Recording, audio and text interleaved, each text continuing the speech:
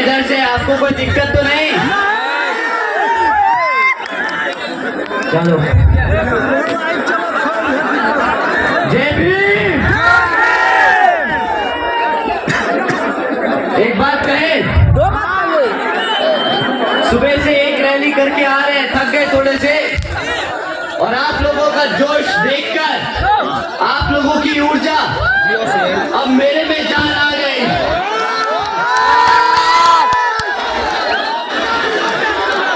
साथियों, भैया जिंदाबाद जिंदाबाद जिंदाबाद भैया जिंदाबाद जिंदाबाद।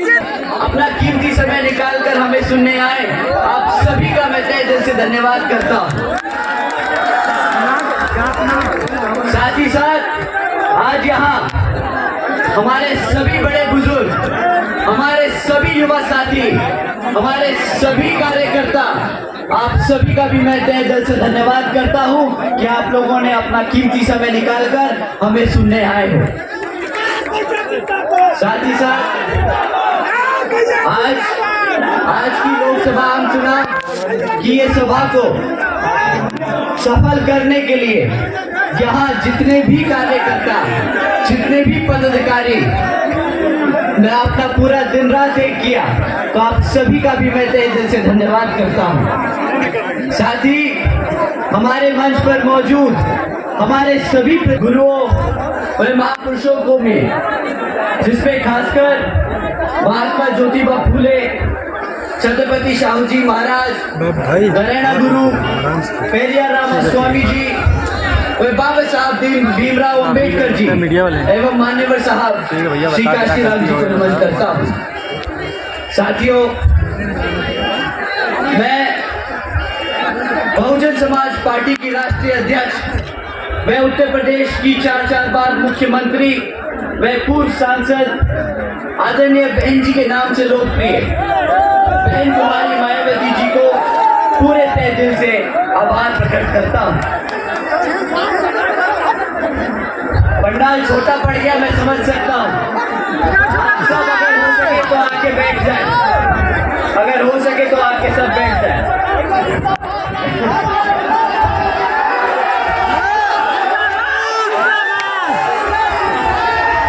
अच्छा साथियों, अपना इंट्रोडक्शन तो खत्म करने दीजिए। साथियों,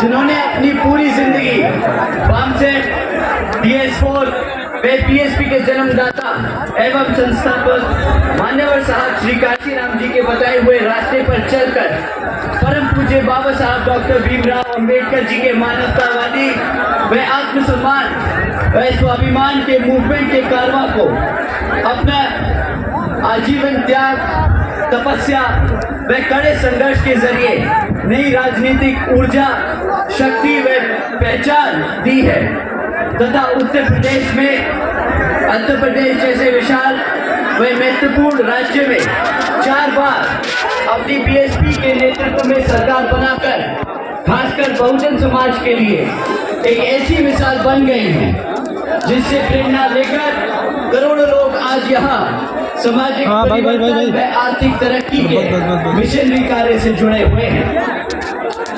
इतना ही नहीं साथियों, बल्कि मैं खुद भी बहन जी के नेतृत्व से प्रभावित होकर PSP मूवमेंट से जुड़ा हूं और उनके पद चिन्हों पर चलकर उस मिशनरी दायित्व व कर्तव्य व फर्ज को आखिरी सांस तक निभाने की पूरी कोशिश करता रहूंगा।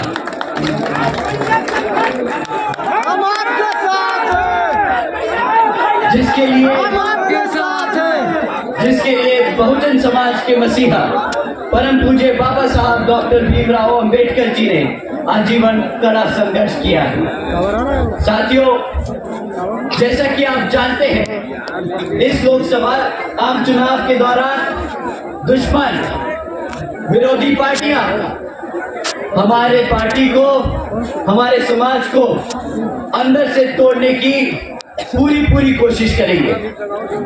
वैसे एक समय था कि जब विरोधी पार्टियां सामने करती थी आप पर रुका डाटा खोला, वीडियो कॉल दिखाई सालों में स्पेशली खोला था भैया दिखाओ थी खासकर 2007 के बाद से काव्या दुश्मन की आज इतनी हिम्मत नहीं है कि वो हाथी के सामने आकर उसे चुनौती दे सके।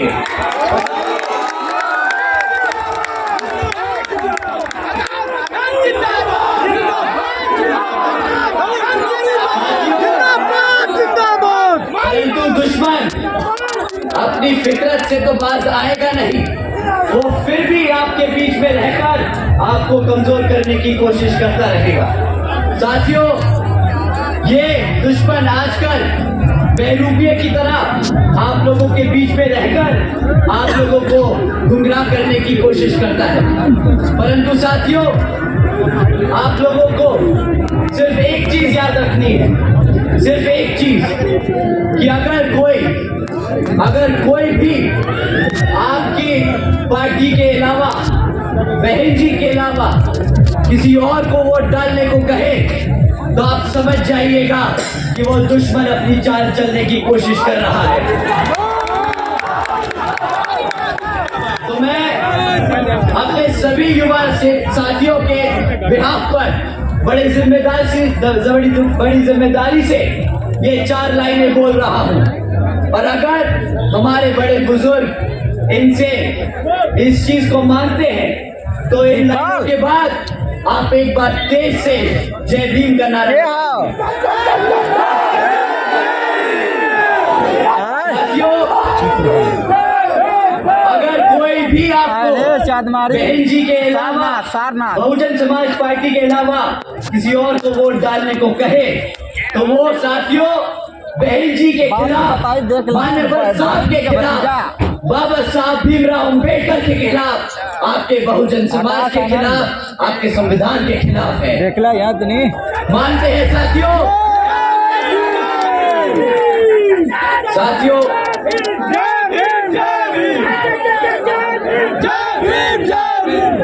आप सबने साथियों, मैं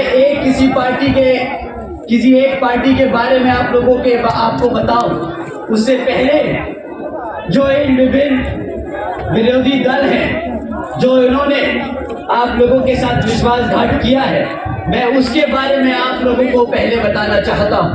साथियों, आपने इलेक्ट्रल बॉन्ड्स के बारे में सुना है किस तरह इन धरना सेठों ने इन राजनीतिक दलों को खरीदकर आपके वोटों की सौदेदारी की है। सुना है आपने इसके बारे में? साथियों, अगर नहीं सुना तो मैं आपको इलेक्ट्रल बॉन्ड्स के बारे में कुछ 2-4 बात बताना चाहता हूं। साथियों, पिछले 6 साल में 25 राजनीतिक दलों ने तकरीबन 16,500 करोड़ रुपए बड़े बड़े धरना सेठों की कंपनियों से इलेक्ट्रल बॉन्ड्स के द्वारा चंदा लेने का काम किया है। चंदा लिया है या फिरौती, ये तो सिर्फ सुप्रीम कोर्ट और समय ही बताएगा। परंतु अगर आप लोगों को जरा सा भी इसके बारे में समय मिले पढ़ने का, तो आप जान जाएंगे कि किस तरह इन राजनीतिक दलों ने आप लोगों के खिलाफ धरना सेठों से पैसा लेकर अपनी पार्टियां चलाने का काम किया है। साथियों, इन 25 राजनीतिक दलों में सभी बड़ी बड़ी पार्टियों के नाम थे, सभी बड़ी बड़ी पार्टियों के नाम थे। बीजेपी, कांग्रेस, समाजवादी पार्टी, आम आदमी पार्टी, सबके नाम थे, सिवाय एक पार्टी जो राष्ट्रीय स्तर की पार्टी है जिसका नाम नहीं था इस इलेक्ट्रल बॉन्ड्स में। आप जानते हैं कौन सी वो पार्टी है जिसने एक भी कौन सी पार्टी है? कौन सी पार्टी है? साथियों, बहुजन समाज पार्टी केवल यहाँ उत्तर प्रदेश में ही नहीं बल्कि पूरे देश में बड़े बड़े पूंजीपतियों या धरना सेठों के धन बल से नहीं बल्कि अपने समर्थकों, अपने मेहनत कश कार्यकर्ताओं के तन मन और धन से चलने वाली पार्टी है, जो आज की डेट में कोई पूरे देश में इसके अलावा ये लाइन नहीं कह सकता। साथियों,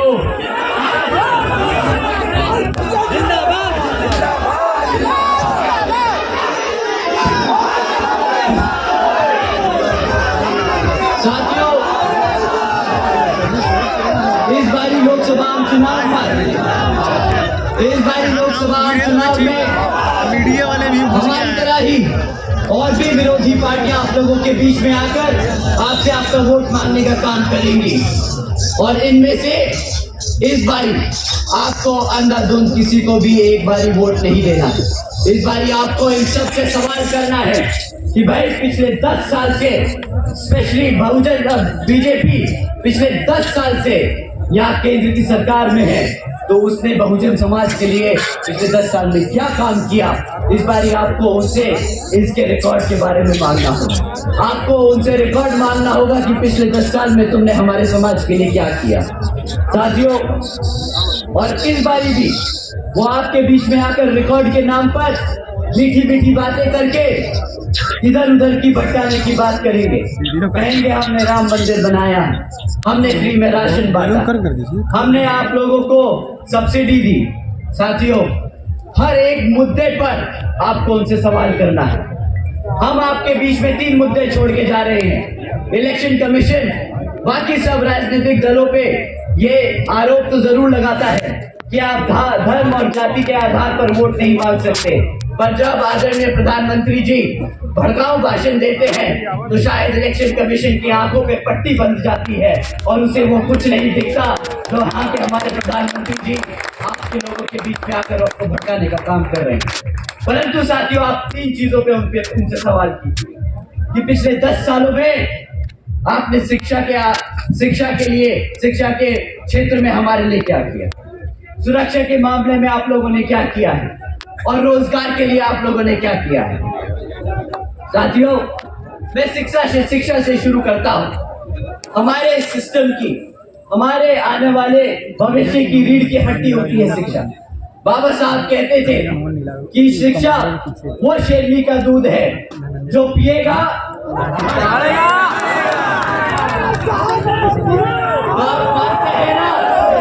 आप मानते हैं कि शिक्षा कितनी महत्वपूर्ण है हमारे समाज को अपने पैरों पर खड़ा करने के लिए। तो साथियों, उन्होंने जो शिक्षा के साथ खिलवाड़ किया है वो मैं आप लोगों के बीच में रखता हूँ।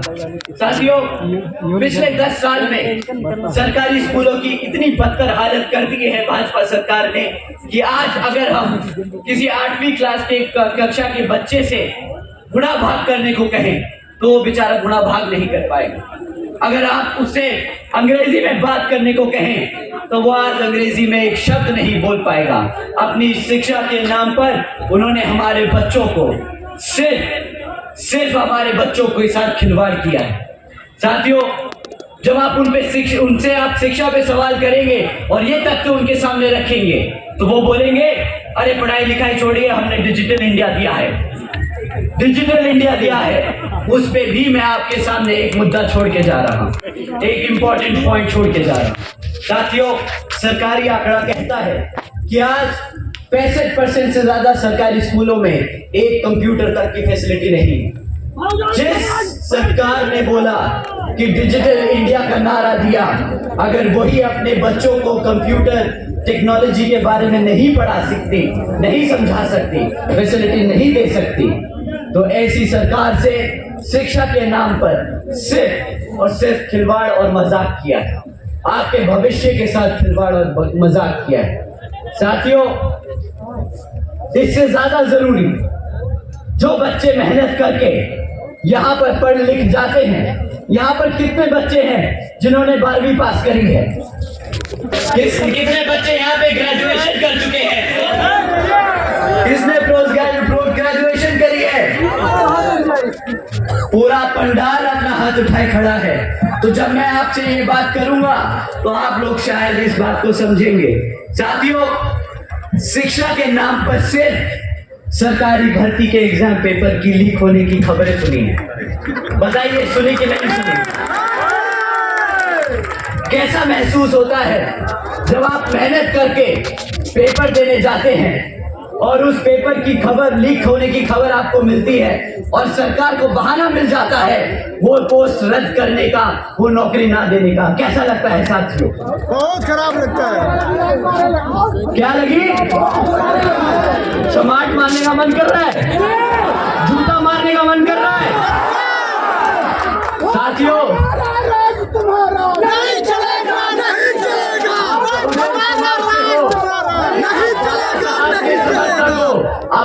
साहब को भगवान मानते हो, बाबा साहब ने आपको वोट डालने की ताकत दी है। ये वोट ही इनको जूता मार मार के भगा के गा। इस वोट को ही आप इनको लाठी की तरह पड़ना चाहिए, इनको बाहर करिए सत्ता से, ताकि ये पेपर लीक होने की खबरें अब बंद हो। साथियों,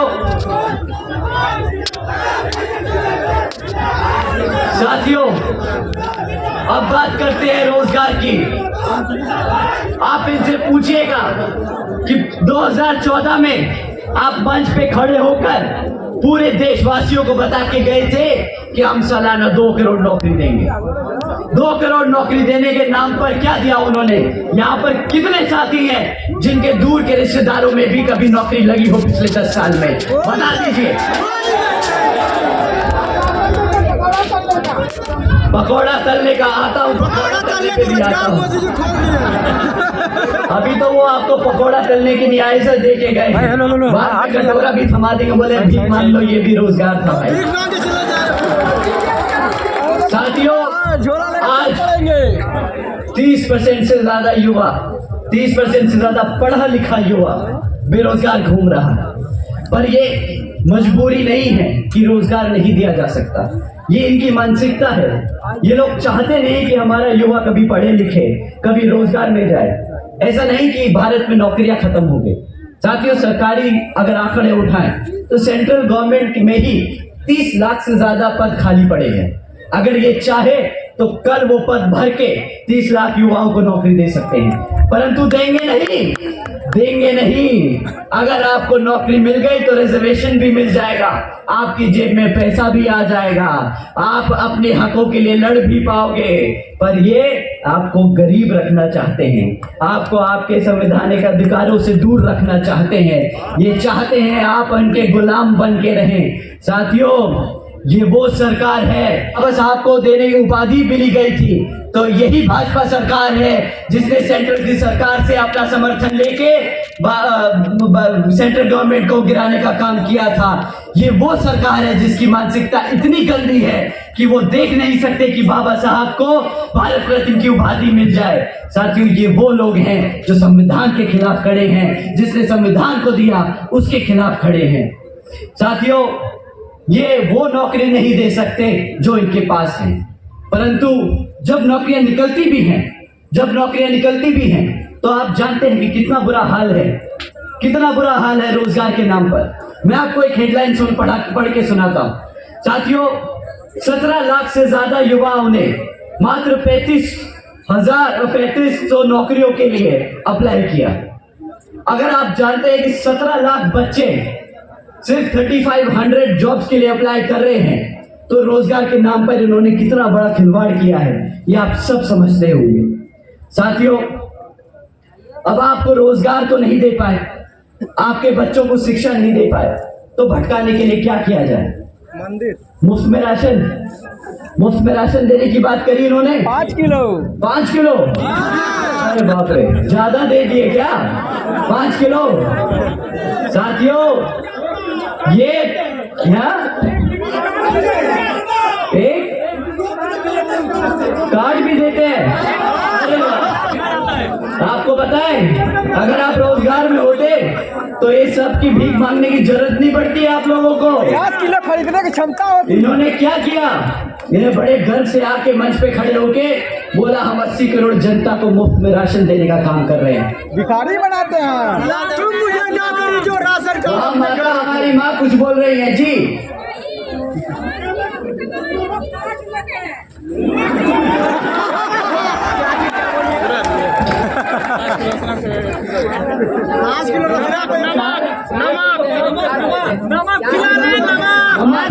अरे आपको नमक देते हैं और बाद में क्या बोलते हैं कि मोदी जी का नमक खाया है, वोट दो। मोदी जी का नमक खाया है। मोदी जी कहाँ से लाए नमक? किसी ने पूछा? अरे आप ही का पैसा लेते हैं, वही उठा के नमक खरीद के आपको देते हैं, आप ही से खरीदते हैं वो नमक। भाई साहब, इनसे बड़ा चूने लगाने वाला हमने कोई नहीं देखा है।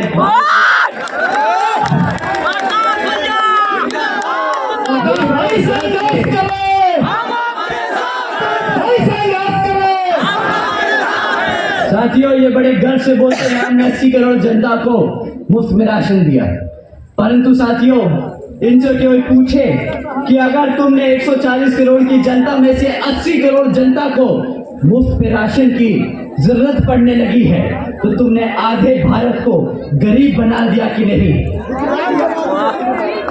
आत्मनिर्भर माँ ये कितना भी राशन दे दे, तेरा बच्चा जब खुद कमाएगा ना तो तेरे को राशन नहीं, तेरे को गाड़ी और घर ला के देगा। राशन नहीं चाहिए, रोजगार चाहिए। सही कहा माँ। साथियों 80 करोड़ जनता को मुफ्त में राशन नहीं, सालाना 2 करोड़ नौकरी का वादा था। अब साथियों ये 80 करोड़ जनता को जो मुफ्त में राशन देते हैं इसकी कीमत आप जानते हैं? जानते हैं इसकी कीमत आपको महीने का 1000 रुपए से ऊपर का राशन नहीं मिलता होगा, नहीं मिलता ना। साल का 12,000 रुपया राशन में, बस 12,000 रुपया राशन में अगर क्लास 4 की भी नौकरी मिलती, बहन जी के समय में स्पेशली सफाई कर्मचारी को भी 35,000 रुपया मिलता था, पता है साथियों? अगर 30,000 रुपया भी मिलता महीने का तो आप साल का 3.25 लाख रुपया कमाते। जहां पे आपको 12,000 रुपए का राशन देते हैं वहीं पे आपसे 3.25 लाख रुपए लूटने का काम करते हैं, 3.25 लाख रुपए लूटने का काम करते हैं। साथियों ऊपर से बोलते हैं 2 करोड़ नौकरी देंगे तो 80 करोड़ जनता को भिखारी बना दिया, नौकरी तो आई नहीं। फिर बोलते हैं कि नमक खाया है मोदी जी का तो वोट दीजिए, तो वो नमक भी आप ही का पैसा लेते हैं और उसी से खरीद के आपको देते हैं, तो वो भी एक नया जुमला बना रखा है। उस वक्त 2014 में इन्होंने बड़े सीना ठोक के बोला था कि हम महंगाई कम कर देंगे, हमारी माताओं बहनों को गैस सिलेंडर बहुत महंगा पड़ रहा है, वो अपने घर में रोज खाना पका नहीं पा रही हैं। आज आप उनसे पूछिए कि भाई साहब आज आपने गैस सिलेंडर कितने का बेच रहे हो?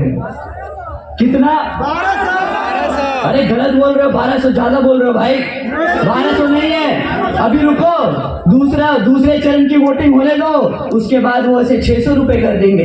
अभी रुको तो सही, और रिजल्ट आने के बाद वो 2000 रुपया ना कर दिया तो आप लोग अपना वोट वापस ले लेना। साथियों इन लोगों से बड़ा झूठा, इन लोगों से ज्यादा बड़ा फरेबी हमने इस भारत में कभी नहीं देखा है। क्या? अरे भैया तुम मुझे बैन करवाओगे क्या? आप लोग जानते हैं कि अगर हम ज्यादा भावुक होकर कुछ बोल दें तो इलेक्शन कमीशन हमें बंद कर देगा, परंतु आपको तो बंद नहीं कर सकता। तो आपको जो जिया है आप बोल सकते हो। क्या बोला? चौकीदार क्या?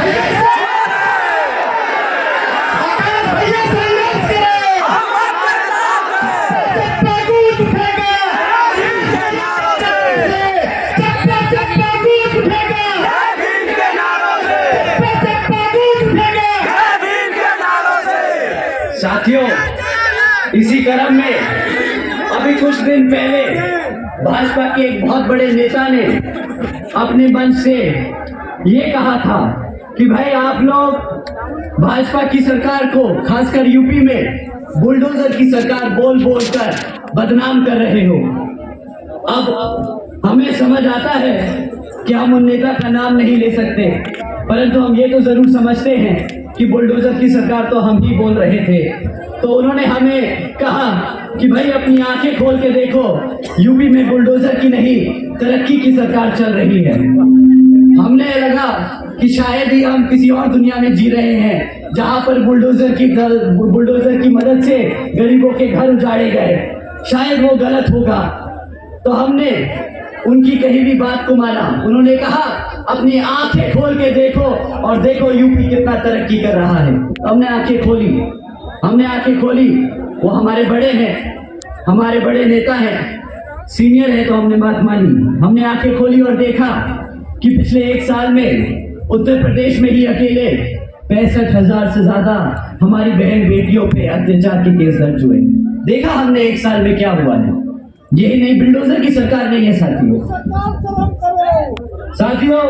इसी क्रम में मैंने सोचा शायद ये नहीं कुछ और होगा, तो फिर हमने देखा कि पिछले 1 साल में यहाँ पर यूपी में 400 से ज्यादा किसान भाइयों ने अपनी जान ले ली इनकी सरकार की गलत नीतियों के चलते हुए।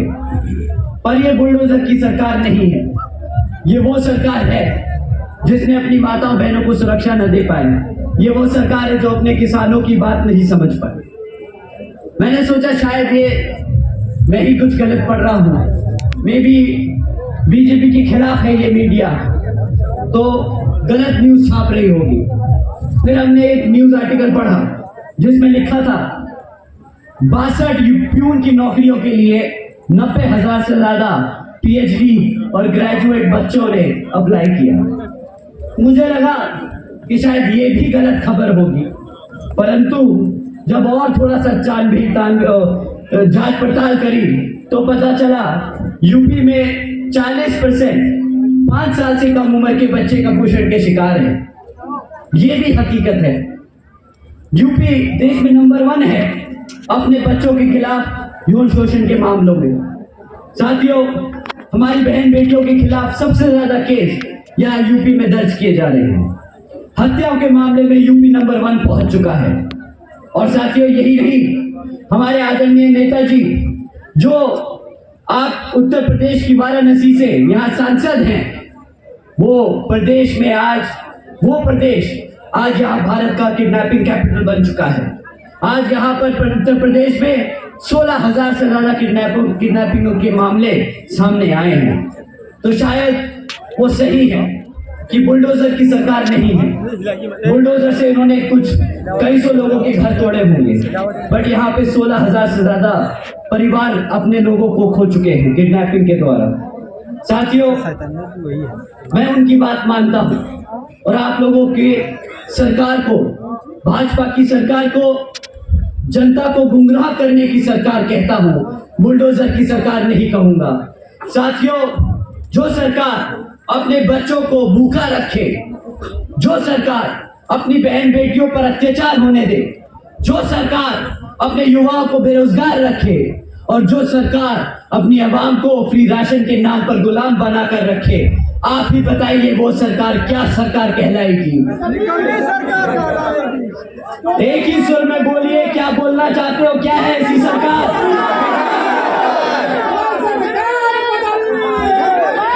कौन सी सरकार है?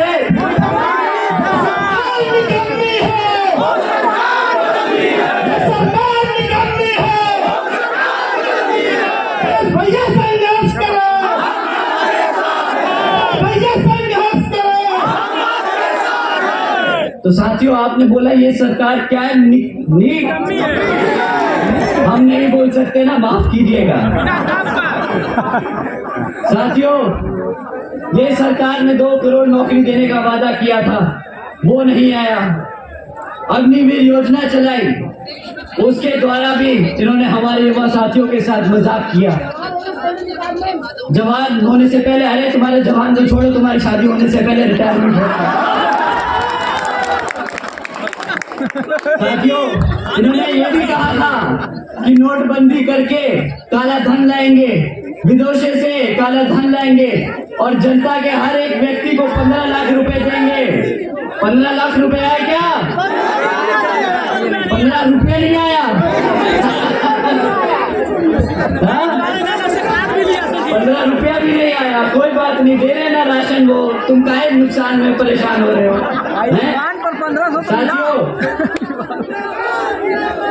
साथियों, साल का 12,000 रुपए का राशन देकर 3 लाख रुपए का चूना लगाते हैं। 2 करोड़ नौकरी के नाम पर पकौड़े तलने को बोलते हैं और महंगाई के नाम पर सब्सिडी देते हैं। तो साथियों, ऐसी सरकार को आप वापस वोट डालेंगे कि नहीं बताइए? ऐसी सरकार को सत्ता में बैठने का अधिकार है कि नहीं? तो साथियों पर ध्यान रखना, ये आएंगे बोलेंगे पकौड़ा चल लो, वो भी रोजगार है, समझना ये पकौड़ा चल रहा अगर रोजगार है, अगर आपने गलती से भी इनकी बात मान ली तो कल ये बोलेंगे कि भाई कटोरा लेके सड़क पे खड़े होके भीख मांगना भी रोजगार है। मंदिर पर उसी लॉजिक से भीख मांगना भी रोजगार है। तो ये आपको भिखारी बना दे, उससे पहले इनको आप सत्ता से निकाल कर सड़क पर लाकर इनको इनकी औकात दिखा दीजिए। साथियों कुछ इसी तरह यूपी में समाजवादी पार्टी भी आप लोगों के बीच में आकर आपसे वोट मांगने का काम करेगी। परंतु साथियों मैं आप लोगों से ये समझना चाहता हूं, आप मुझे बताइएगा कि मैं गलत हूं कि सही। पूछने तो दो मेरे भाई। जिस समाज ने 2022 में समाजवादी पार्टी को एक तरफा वोट डाला, क्या जब उस समाज पर अत्याचार हुआ इन 2.5 सालों में क्या समाजवादी पार्टी के नेता ने आकर एक बार भी इस समाज के हित में कोई बात कही कि नहीं कही? बताइए। एसी कमरा से बाहर नहीं निकल पाए भैया, वो एसी कमरा नहीं, वो सीधा संसद पहुंच गए।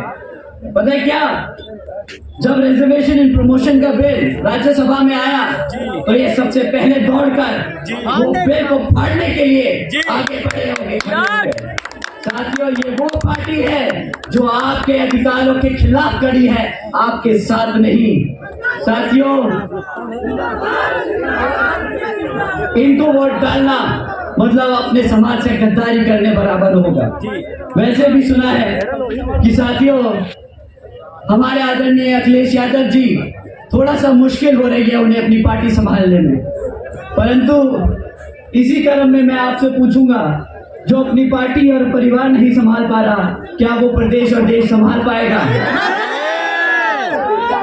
तो इस समाजवादी पार्टी को कर दे एक तरफ, ठीक है। अब बात करते हैं हाथ वालों की। कांग्रेस वाले लोग भी आपके बीच में आएंगे। साथियों आजकल वो बोल रहे हैं कि हम SC ST OBC व पिछड़े समाज के लोगों को रिजर्वेशन देने का पूरा काम करेंगे, परंतु साथियों इनसे कोई पूछे कि पिछले 60 सालों में जब आप केंद्र में बैठे थे तब आपको SC ST और पिछड़ा समाज याद नहीं आया क्या? आज इनका अस्तित्व खतरे में है, तो आज ये आपको ढूंढते फिर रहे हैं कि हमारा बहुजन समाज कहाँ है SC ST समाज। आज ये SC ST समाज को प्रतिनिधित्व देने की बात कर रहे हैं। कोई बात नहीं, वो घूमे माने जम्मू कश्मीर से कन्याकुमारी जोड़ ले भारत, हमें क्या है भाई। 60 साल में भारत नहीं जुड़ा तो अब कौन सा जुड़ेगा? इनसे कोई जरा पूछेगा। आप लोग जरूर इनके लोगों से बात करते होंगे, तो सवाल जरूर करना कि आप कौन सा भारत जोड़ने जा रहे हो। जब आपने इस भारत को जाति के आधार पर बांट दिया था, जब आपने इस भारत को धर्म के आधार पर बांट दिया था, तो अब भारत जुड़ने से रहा।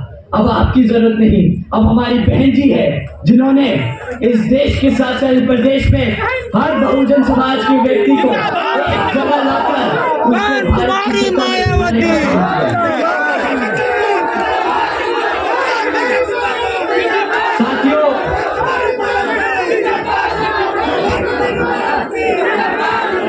साथियों बहुजन समाज पार्टी एक लौती पार्टी है जिसने हर समाज को सम्मान देने का काम किया है। आप सब ने देखा किस तरह बीजेपी ने क्षत्रिय समाज और मुसलमान समाज को एक किनारे कर दिया, लेकिन आपकी नेता बहन जी ने गाजियाबाद से गाजीपुर तक किस तरह हमारे क्षत्रिय और मुस्लिम समाज को सम्मान देने का काम किया है, वो आप सबके सामने है। साथियों अब इन लोगों पे और वक्त जाया नहीं करेंगे। हम आपको बहन जी के कामों के बारे में बताना चाहते हैं, जिसके तहत चलकर यहाँ उत्तर प्रदेश में नहीं बल्कि पूरे देश में बहन जी अपने सर्व समाज में से सभी जरूरतमंद लोगों की मदद करने का काम करेंगे। साथियों, बहन जी के मॉडल गवर्नेंस मॉडल के तहत चलकर 2007 से 12 के दौरान बसपा की सरकार ने महामाया गरीब बालिका आशीर्वाद योजना चलाई थी। साथियों, आप जानते हैं इस योजना के तहत बहन जी ने अपनी बच्ची को पैदा होने के वक्त ही 1 लाख रुपए देने का काम किया था। देश में पहली बार ऐसा हुआ था कि गरीब के घर में एक लखपति पैदा हुई थी और वो बहन जी ने करके दिखाया था। साथियों, इसी क्रम में बहन जी ने सावित्रीबाई फुले बालिका आशीर्वाद योजना भी चलाई थी, जिसके तहत बहन जी ने 12वीं तक की शिक्षा अपनी बच्चियों के लिए मुफ्त करी थी। साथियों, आप जानते हैं कि बहन जी ने ये बच्चियों को शिक्षा मुफ्त क्यों करके दी? जानते हैं क्यों?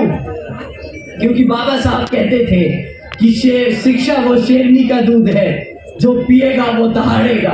और बहन जी ने अपने प्रदेश की हर एक बच्ची को दहाड़ने की ताकत दी है, अपने प्रदेश की हर एक बच्ची को शेरनी बनाने का काम किया है।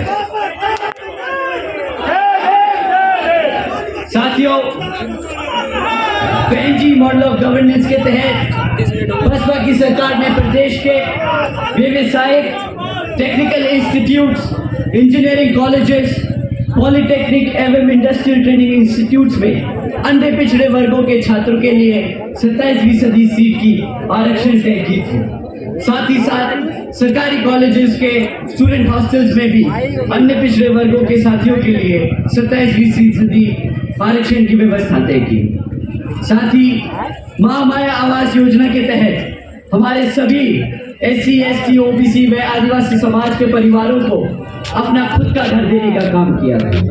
साथियों, यही नहीं बल्कि बहन जी ने अपने शासनकाल में 90,000 से अधिक शिक्षकों को सरकारी नौकरी दी, 1 लाख से अधिक सफाई कर्मचारियों को रोजगार दिया, 2 लाख से अधिक जवानों को पुलिस फोर्स में भर्ती किया और 6 लाख से अधिक अपर कास्ट समाज के सभी लोगों को विभिन्न सरकारी विभागों में सरकारी नौकरी देने का काम किया था। साथियों, बहन जी के गवर्नेंस मॉडल के तहत चलकर ही हमारी सरकार देश में हर समाज के लोगों को अपने पैरों पर खड़ा कर उसे एक स्वाभिमान से जीने का अधिकार देने का काम करेगी। साथियों, इन्हीं कुछ जरूरी बातों के साथ ही अब मैं आप सभी लोगों से मेरे व खासकर आदरणीय बहन कुमारी मायावती जी के विशेष अपील है कि इस समय देश में हो रहे लोकसभा आम चुनाव में आप सभी लोग हर मोर्चे पर सावधान रहें, क्योंकि आपका वोट बहुत कीमती है। आपका वोट कोई खरीद ना पाए, आपका वोट कोई लूट ना पाए, आपका वोट कोई पढ़ने से रह ना जाए। जाति, बिरादरी, धन बल, मंदिर मस्जिद या किसी भी भावना आदि के नाम पर कोई स्वार्थी अपने जाल में फंसाकर आपके वोट का दुरुपयोग ना कर ले। तो साथियों, क्योंकि देश के हर महिला, पुरुष व युवा को वोट का अधिकार यहाँ पर पूज्य बाबा साहब डॉक्टर भीमराव अम्बेडकर जी की अति महत्वपूर्ण देन है। साथियों, आप सबसे खास यही अपील करता हूँ कि यहाँ हमारे मंच पर मौजूद सभी प्रत्याशी, जिसमें श्री काला धनंजय सिंह,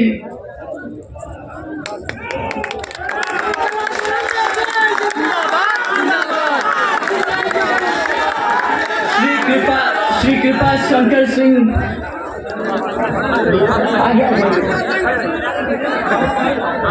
डॉक्टर रमेश सिंह जी,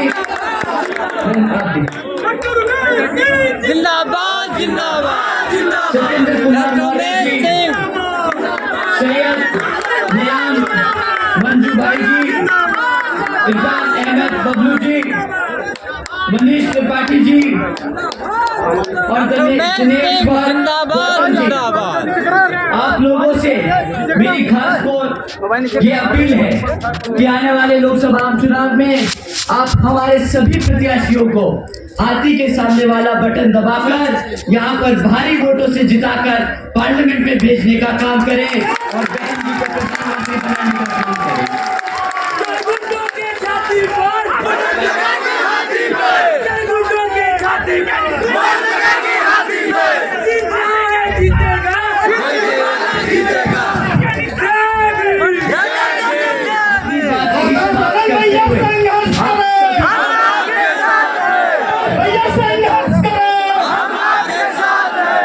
आप सभी को मैं फिर से एक बार धन्यवाद करता हूँ। जय भीम।